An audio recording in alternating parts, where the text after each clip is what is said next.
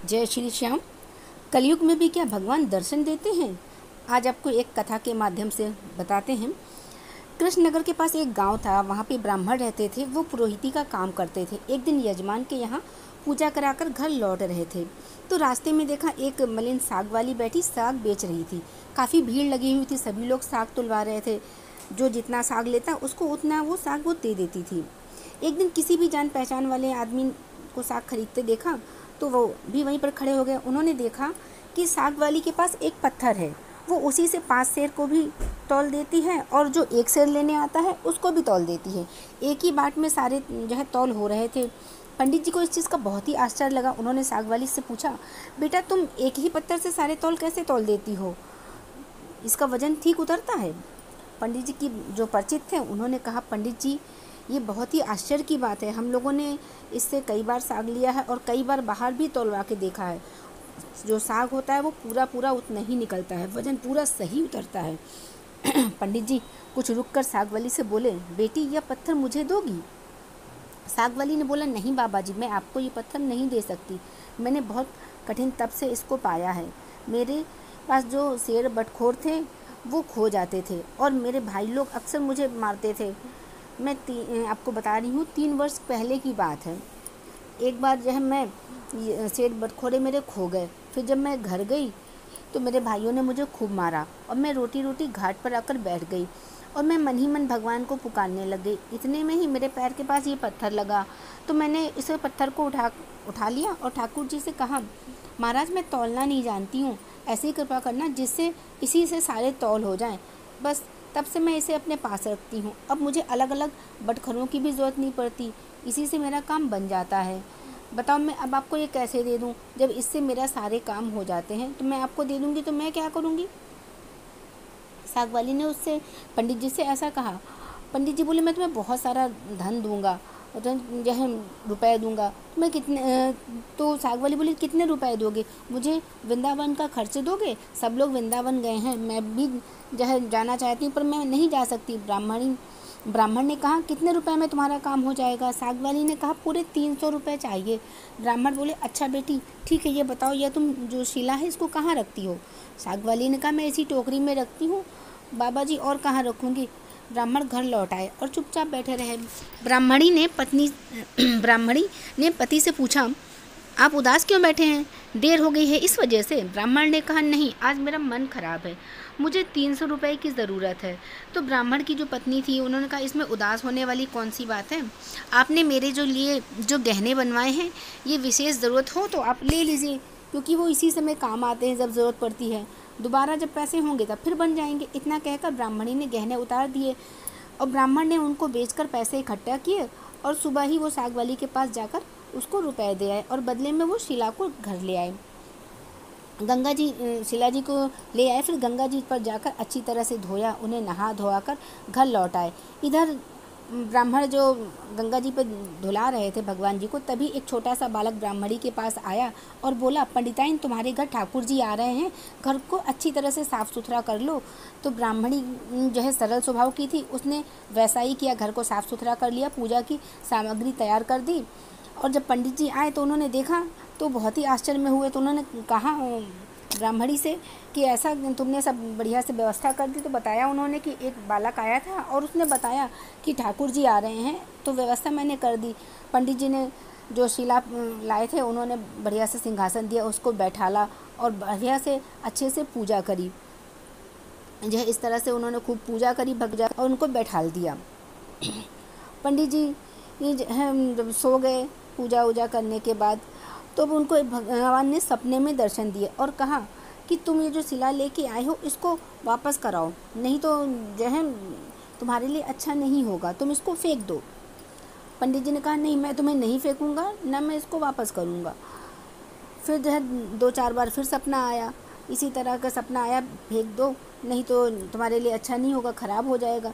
बोले, नहीं, मैं इसको नहीं फेंकूँगा जो है, और ना मैं इसको वापस करूँगा।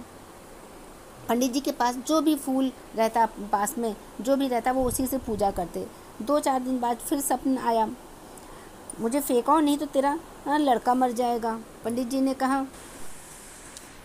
कहा, मैं नहीं फेंकूँगा, मैं उसी तरह पूजा करूँगा और ना ही मैं उस लड़की के दूंगा वापस, मैं उसी तरह पूजा करूँगा। पूरा महीना भी नहीं पाया था, ब्राह्मण का एकमात्र पुत्र था, वो मर गया। कुछ दिन बाद स्वप्न में फिर कहा, आप अब भी मुझे वापस दे आ, नहीं तो तेरी लड़की भी मर जाएगी। पंडित जी ने निश्चय कर लिया कि पहले वाला जवाब दिया और कहा। कुछ दिनों बाद उसकी लड़की भी मर गई। फिर पंडित जी को फिर दोबारा सपना आया कि फेंक दो, नहीं तो अब की स्त्री मर जाएगी। जो पंडित जी थे उन्होंने भी वही उत्तर दिया, पहला वाला, कि मैं नहीं फेंकूंगा। अब उनकी स्त्री भी मर गई। अब पंडित जी जो है खाली अकेले रह गए और जो है उनको लोगों ने भी जो है समझा कि ये पागल हो गए हैं क्या। जो पंडित जी थे वो अचल अटल रहा, उनका कुछ भी हिसाब नहीं। कुछ दिन बीते, स्वप्न फिर आया उनको कि मुझे लौटा। पंडित जी ने कहा, नहीं तो 7 दिनों में तेरे सिर पर बिजली गिरेगी।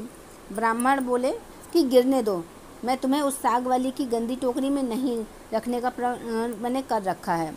ब्राह्मण ने एक मोटे कपड़े में लपेटकर भगवान को अपने मजबूत बांध लिया और वो सब समय में ही बांधे रखे रहते थे। कड़ाकर बिजली कौंधी, नज़दीक आती रही, लौट गई। अब 3 ही दिन शेष रह गए।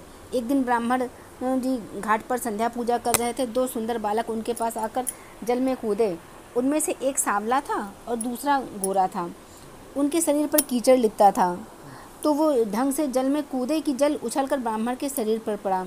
ब्राह्मण ने कहा, तुम लोग कौन हो भैया, कहीं इस तरह जल में कूदा जाता है? देखो मेरे शरीर पर जल पड़ गया। इतना ही नहीं, मेरे भगवान पर भी छींटे पड़ गईं। देखते नहीं मैं पूजा कर रहा था। बालकों ने कहा, ओह तुम्हारे भगवान पर छींटे लग गए, हमने देखा नहीं बाबा, तुम गुस्सा ना हो। पंडित जी ने कहा, नहीं भैया, गुस्सा कहाँ होता हूँ, बताओ तुम किसके लड़के हो? ऐसा सुंदर रूप मैंने कभी नहीं देखा। कहाँ रहते हो भैया? ऐसा उन्होंने बोला। बालकों ने कहा, हम तो यहीं रहते हैं और हमारा कोई एक नाम तो है नहीं, जिसका जो मन होता है वो मुझे उसी नाम से बुला लेता है। सांवला लड़का इतना कहकर चला गया। लो, मुरली ज़रूरत हो तो इसे बजाना, बजाते ही हम लोग आ जाएंगे। दूसरे गोरे जो लड़का था उसने एक फूल देकर पंडित जी से कहा, बाबा इस फूल को अपने पास रखना, तुम्हारा सदा मंगल होगा। वे जब तक वहाँ से चले नहीं गए तब तक पंडित जी उनको ही देखते रहे और उन पे ही ध्यान लगाए रहे। आंखें उन्हीं पे टिकी रहीं। मन ही मन सोचने लगे, कितने सुंदर हैं, क्या फिर इनके कभी दर्शन होंगे? ब्राह्मण के ने फूल देखकर सोचा तो फूल बहुत ही बढ़िया है, कैसी मनोहर सुगंध इसमें से आ रही है, पर मैं इसका क्या करूँगा रखकर। और कहा, इससे अच्छा है राजा को ही दे आऊँ। पंडित जी ने जाकर फूल राजा को दे दिया। राजा बहुत प्रसन्न हुए। उन्होंने उसे महल में ले जाकर बड़ी रानी को दिया। इतने ही में छोटी रानी ने जाकर कहा, मुझे भी ऐसा फूल मंगवा दो, नहीं तो मैं डूब मरूंगी। राजा दरबार में आए। सिपाहियों को उसी समय पंडित जी को खोजने के लिए भेजा। सिपाहियों ने ढूंढते ढूंढते जाकर देखा कि ब्राह्मण देवता सिर पर सिला बांधे पेड़ की छाया में गुनगुना रहे हैं। वे उनको राजा के पास ले गए। राजा ने कहा, महाराज वैसा ही फूल एक और चाहिए। पंडित जी बोले, राजन मेरे पास वो तो फूल नहीं है, पर देखिए चेष्टा करता हूँ। ब्राह्मण उन लड़कों की खोज में निकल पड़े। अकस्मात उन्हें मुरली वाली बात याद आ गई। उन्होंने मुरली बजाई और उसी क्षण जो गौर श्याम की जोड़ी प्रकट होगी। ब्राह्मण ने जो है उनको देखा और उनमें ही खो गए। कुछ देर बाद उन्होंने कहा, भैया वैसा ही एक फूल और चाहिए, मैंने तुम्हारा दिया हुआ फूल राजा को दिया था। राजा ने वैसा ही एक फूल और मांगा है। तो गोरे बालक ने कहा, फूल तो हमारे पास नहीं है, परंतु हम तुम्हें एक ऐसी जगह ले जाएंगे जहाँ वैसे फूलों का बगीचा खिला है, तुम आंखें बंद कर लो। ब्राह्मण ने आंखें मूंद ली। बच्चे उनका हाथ पकड़कर न मालूम किस रास्ते से कहाँ से कहाँ उनको ले गए। एक जगह पहुंचकर ब्राह्मण ने आंखें खोली, देखा तो वो मुग्ध हो गए। बहुत ही सुंदर स्थान था, चारों ओर सुंदर वृक्ष लगे थे, फूल थे, खूब बढ़िया सुगंध आ रही थी, खूब सुंदर सजा था। बगीचे के बीच में एक बड़ा मनोहर सा महल बना हुआ था। ब्राह्मण ने देखा तो वो बालक गायब हो गए।